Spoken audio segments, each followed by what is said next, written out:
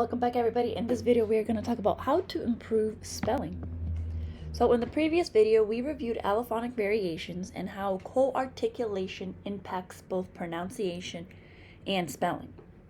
If you missed the video, here's the link right here. Alright, we also reviewed that there is variation within languages. Some people speak African American English, some people are bilingual and pronounce words with accents. There are also regional differences in pronunciation, right? Variety is the spice of life. For example, in DR we say bizcocho, but in Mexico the delicious pastry is called a pastel. Many Spanish speakers say fresa, while some say frutilla. Some people say the boy hat, while others say the boy's hat. We want to celebrate all speakers, their dialects, their languages, unique phrases, and their varied vocabulary, while supporting accurate decoding and spelling. There are many ways to say words, but only one way to spell them. In efforts to be inclusive, I will point out that in this presentation, we're referring to reading with our eyes. Some people read with their hands and fingers using braille texts. Others may read with their ears with audiobooks. Regardless of how we read, meaning is the goal. In order to promote accurate spelling, we must refer to the four-part processor model. If you recall, at the center of this model is meaning, and meaning is directly derived from context. The way we're able to figure out words is if we have strong orthographic patterns that we've learned, and we can only figure out those patterns with the help of phonics. We can only acquire phonics if we have good phonological awareness. So let's focus on the phonological circle. According to the IPA chart, there are about 107 sounds that human speech can produce. English has 44 phonemes and Spanish has 22. Some languages have more, others have less. If you're working with a student that is able to speak other languages, keep in mind that they may not have heard a sound you were trying to teach. For example, in Spanish, there are only 5 vowel sounds in comparison to English, which has 19 vowel sounds. So when you're getting into all of the long vowels, some students may not have even heard of those because in Spanish, there's only one set of vowels and it matches up with one letter. If we take into account dialect, some students simply are not used to pronouncing certain sounds. For example, an African American English speaker may not be used to pronouncing the ng sound, right? So they tend to pronounce playin, walking, as opposed to playing, walking. It's different for them. Finally, we need to keep in mind that there are physical differences that make it challenging to produce sounds. Some young students may be missing their front teeth. Some students may have large tongues or wide jaws or weak muscles. Also, weight may impact speech. All of these variations impact pronunciation. Now, in my experience, many students will not qualify for speech and language services. Therefore, it's important that classroom teachers, interventionists, or reading specialists are aware of these variations and focus on meaning when engaging in spelling instruction. All right, let's play a little game, engage in a little activity. On the next slide, you will see a word. After decoding it, pause the video, write down or draw a picture of the word's meaning. All right, ready? Here we go. Okay. So what image came to mind? Well as in not sick, like I'm feeling well. Well as in good, our project came out so well. Well as in a hole in the ground, make a wish at the well. Or well as in I'm not sure. Well, I don't know. In this activity, we demonstrated that we had strong phonology and orthography because we were able to decode the word well. We had a difficult time making meaning, though, because we did not have any context. Let's try another example. On the next slide, you will see a word. After decoding it, again, write down or draw a picture of the word's meaning. Ready?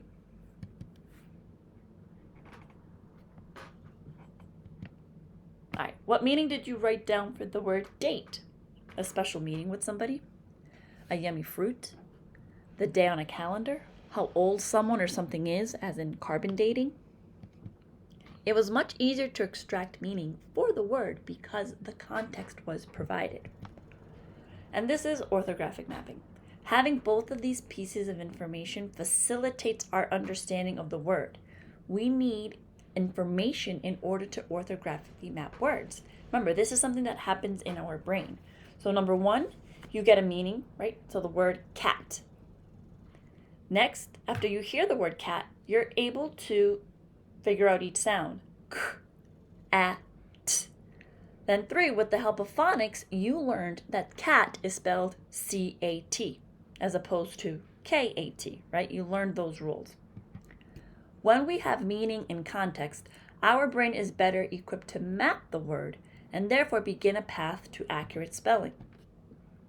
Let's go through this word. So for number one, you knew what a date was, right? A special meeting with somebody because it was written in a sentence. Two, you were able to figure out the sounds, d, a, t. Then, because you have phonics instruction, you knew to spell the word D-A-T-E.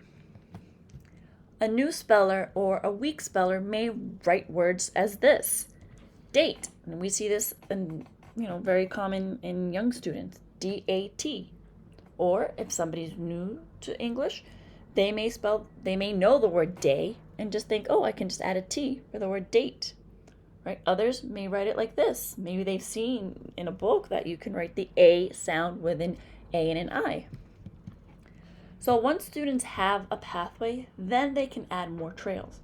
Right? We can explain that a date could be fruit, something on the calendar, or carbon dating.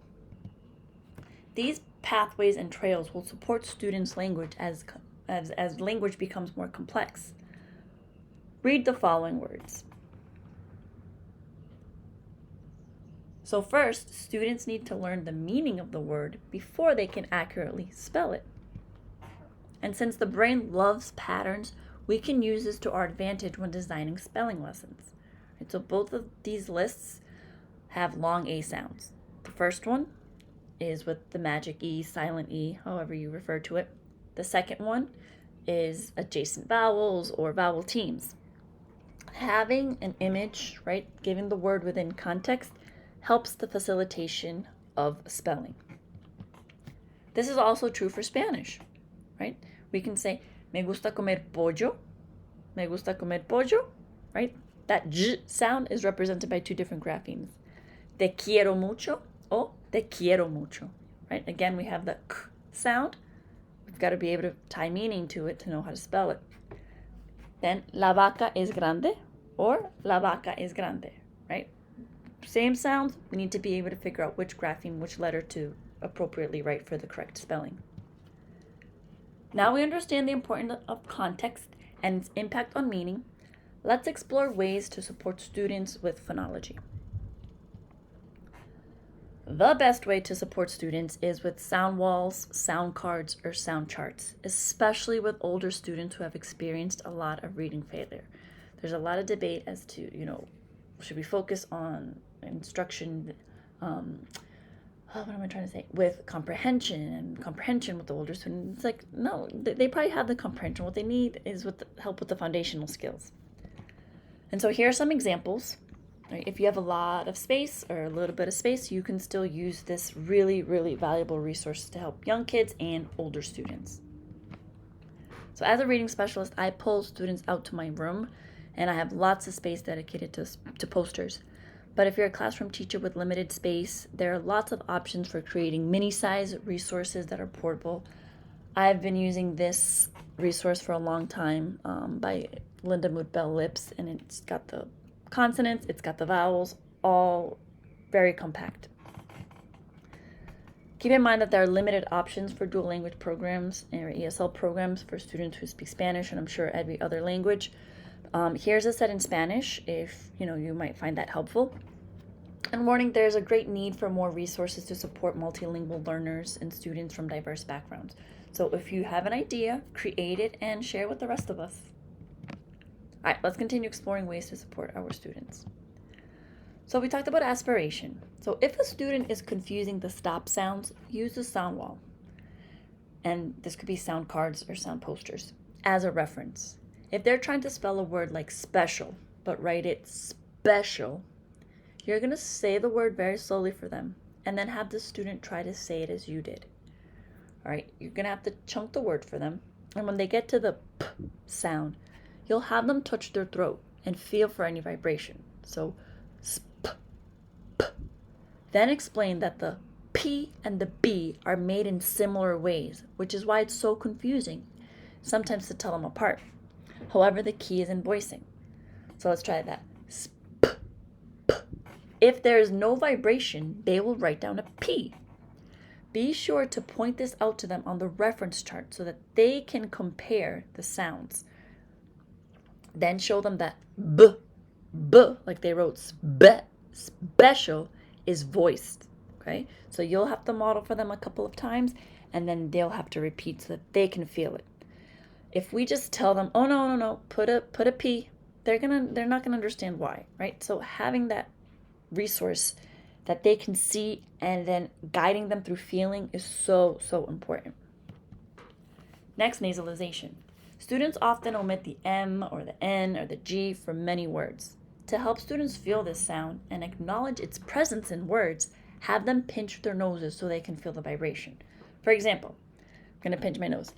Sang, song, sung, sing, bank, honk, trunk, pink. Okay, so you can definitely feel that there's something happening in your nose. It's fuzzy, it's vibrating. You can explain to students that when they feel that sound, it could be one of these three letters. Also recall that speakers of African American English often interchange the short E and the short I. Therefore, you've got to make sure you're using a kinesthetic cue and establish the word's meaning. They also tend to omit the G, the G sound, when pronouncing words such as playing a game, she eaten lunch. Okay? So again, we want to be able to guide the students in figuring it out. Because if we're just saying, oh, no, you got to put an N in there, they're going to be left wondering, like, why? Why is there an N? And they get frustrated. So if you tell them, all right, just gently touch your nose, sing. You feel that? That means it's the letter N and the G. Number 3, tongue flapping. For this next example, being a little bit silly helps. When I'm teaching students that words that have the W sound, the WH, the T, or the D, sometimes change the sounds. I just pretend to be British. I remind them that languages change, words are added, words expire, words change meaning, etc. So for example, if I'm teaching them, WH words, I'll say when, whale. When we're doing the T and the D's, I would pronounce better, university, hospital, 30, 40. Again, it's very silly, but it offers them an explanation as to why we're not writing a D, right? We're writing a T because that's the way it was originally spelled. And just back in my day, using the term bro was very popular. And now many people say bruh, right? We give them an example of how languages have changed. And look, bruh is now in the dictionary. Amazing. All right, affrication. Recall that there are 2 affricates in English and 1 in Spanish. So in English we have ch, and in English we have ch, and we also have j. Spanish just has ch. Now in English, the ch sound is actually a combination of a t and a sh, both of which are unvoiced. This sound is a phoneme in Spanish too, such as chocolate, chocolate. And in case you didn't know, this is why sometimes short vowel words are spelled with a T, as in patch, witch, and hatch, right? Because the ch sound is actually a combination of those 2 phonemes. Then the j sound is a combination of d and j, like treasure, and both are voiced. Keep in mind that in Spanish, this sound is represented by the letters Y and the double L, as in Jojo and Llama. In Spanish, the letter J represents the h sound, as in Julio, Juan, Jose. Overall, this is very confusing, which is why we must be sure to incorporate meaning into our instruction. Many times, spelling lists contain random words with the goal of teaching phonics. However, if the meaning is not very clear, the instruction may not be as effective. Students learn best when everything fits together and they have time to practicar, practicar, y practicar. Here's an interesting episode from Literacy Talks. It is fabulous. So the presenters speak about the importance of vocabulary and a reader's ability to try different pronunciations of words. They refer to this as set for variability. For example, read this word, L-I-V-E. Right? This has two meanings, two pronunciations. One, they live on a farm, or two, the reporter was live on the scene. In the next video, we will review some tips from speech and language pathologists regarding ways to support students who may have differences in producing speech, but don't necessarily qualify for an IEP. Hasta la próxima.